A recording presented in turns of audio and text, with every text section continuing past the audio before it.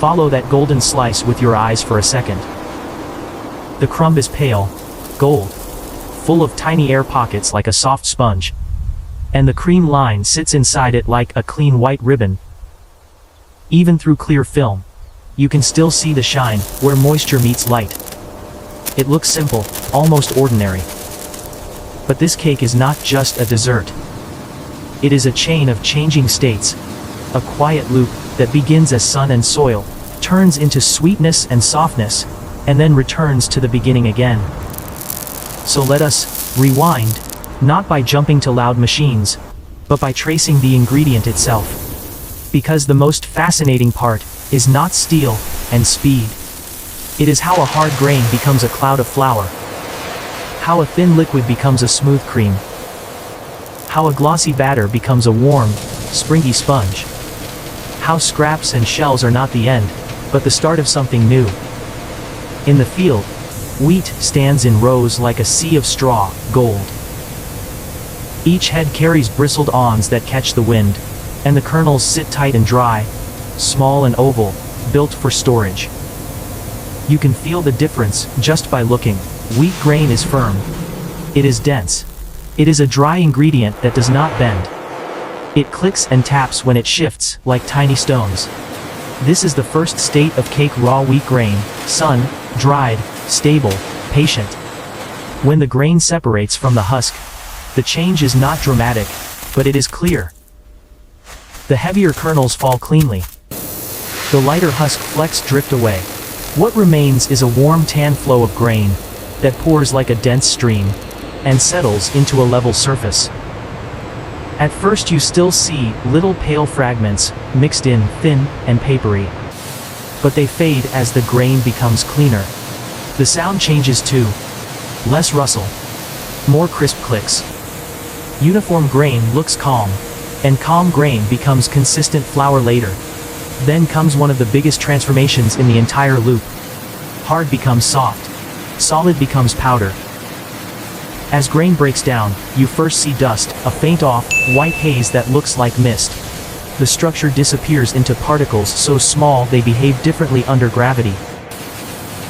Flour does not click. It sighs. It falls like soft snow. It piles with delicate slopes, then slides in thin avalanches. It is matte and silky. It looks dry, but it moves with a smoothness that feels almost liquid. Now, you have wheat flour, clump, free and fine. A grain that once held sunlight inside a hard shell is now a powder that can drink liquids instantly. This is the state the cake needs for tenderness. Flour is not the cake yet, but it is the skeleton the cake will grow on. Sweetness arrives with its own transformation. Raw sugar crystals look light amber and jagged, like tiny bits of glass. They tumble and scrape, bright edges flashing under light. But as the sugar becomes more refined, the color pales and the shape becomes more consistent. The final state is granulated sugar, bright white crystals with a sharp sparkle, dry and free, flowing. Sugar behaves differently than flour. Flour is a soft dust. Sugar is a crisp crystal. When they meet, they create a base that controls more than sweetness. Sugar helps browning, softness, and shelf life. It pulls water, it dissolves, it melts, and it changes the final bite. Now eggs, another state flip. Smooth shells are protective, calm, and dry. Inside is liquid, whole egg, pale yellow and glossy, thick enough to ribbon. When it pours, it folds into itself, and holds a shine along its surface. This is not just moisture. It is structure in liquid form. Eggs bind powders together, and later, under heat, they set into a network that helps the crumb hold. And notice what stays behind. Eggshell is not waste, if you treat it as a separate ingredient state. Clean, dry fragments of off-white shell can be gathered without mess, kept out of the food stream, and saved for the return journey later. That is how a closed loop stays clean. Separation is part of the craft. Dairy enters quietly, but it changes everything it touches. Milk is opaque, white and thin. Cream is thicker and glossier, slower to pour. clinging to surfaces in a way milk does not. This is a change of density, a change of fat content, a change of mouthfeel waiting to happen. In the cake itself, dairy softens the crumb and supports moisture. Later, as filling, it becomes that smooth white band that makes a slice feel luxurious instead of dry. Flavor is often a whisper, but you can see it if you look close. Vanilla extract is amber, just drops, disappearing instantly. Cocoa powder is deep brown and matte, dusting in a thin veil that settles without becoming a cloud. Salt is fine white. Leavening is off, white and even finer, almost weightless. These tiny powders look harmless, but they control major outcomes. Salt sharpens sweetness so the cake tastes fuller. Leavening waits for moisture and heat, then releases lift that opens the crumb like breath filling lungs. Now the dry ingredients become a single state. Flour and sugar and leavening blend into a uniform pale powder, no visible streaks, no clumps. It flows like sand, soft and matte, leaving clean edges behind. This is the moment where the entire process either becomes predictable or becomes chaos. Because if your dry mix is inconsistent, your cake becomes inconsistent. And in mass production, inconsistency is the enemy of softness. Then comes the moment that feels like magic, but is really just careful balance. Dry becomes damp. Damp becomes batter. Liquid whole egg meets dry mix, and the powder drinks it instantly. Color deepens slightly from off, white to pale yellow. Cream joins, thicker, glossier, smoothing the mixture. Oil threads in as pale gold, adding tenderness and shine, helping the crumb stay soft for longer.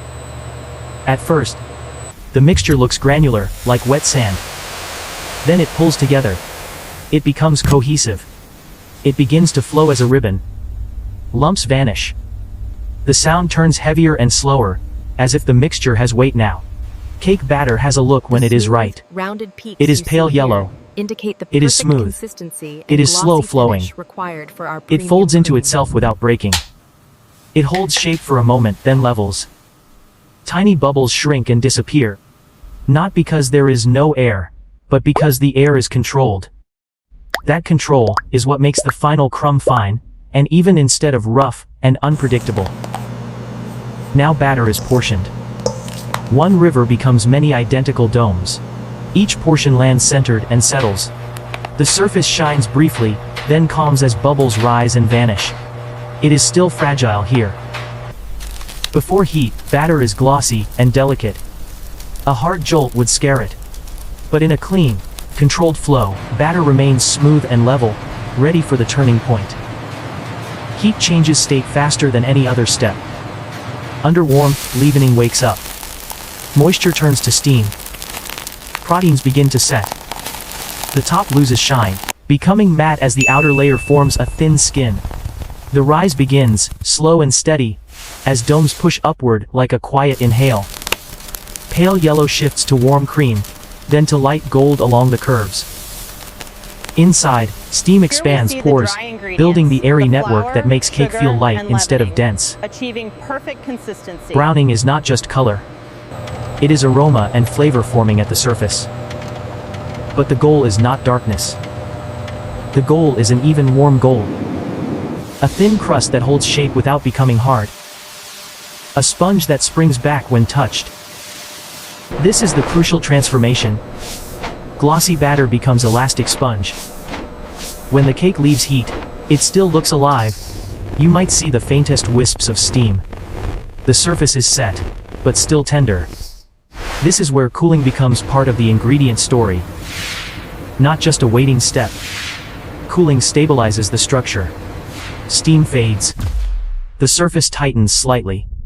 Shine becomes a soft satin. The crumb network locks into place, so the cake does not collapse. The cake becomes resilient, ready for the next state assembly.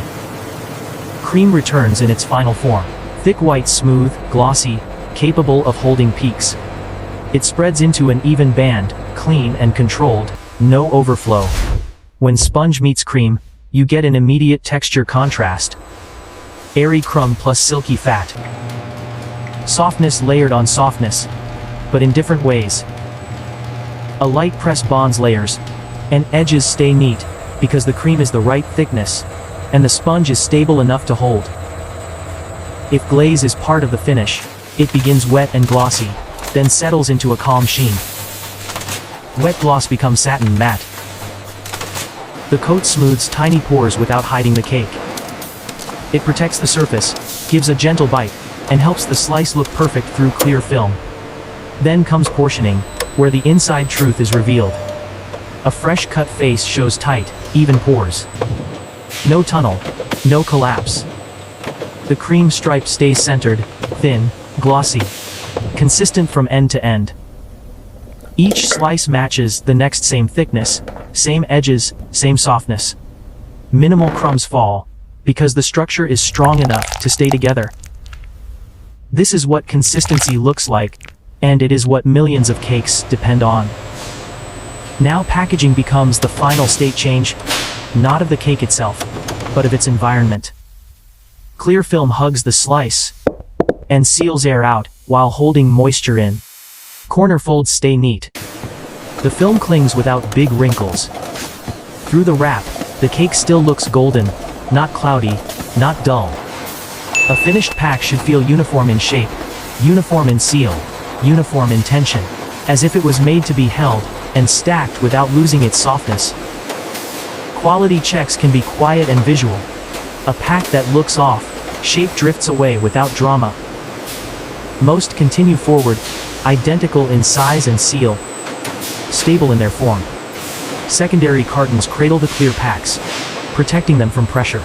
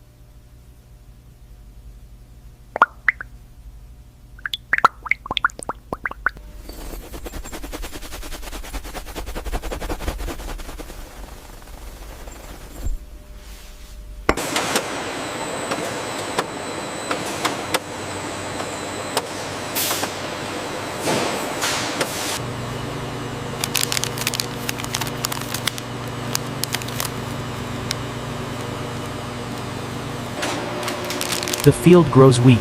Wheat becomes flour. Flour becomes batter. Batter becomes cake. Cake becomes slices. Slices become shipments. And the leftovers, the shells, the fibers, the water, the paper, all find their way back into the system instead of becoming an ending. Now return to that golden slice again. Pale. Gold crumb. Tiny pores. Clean cream line. Clear shine.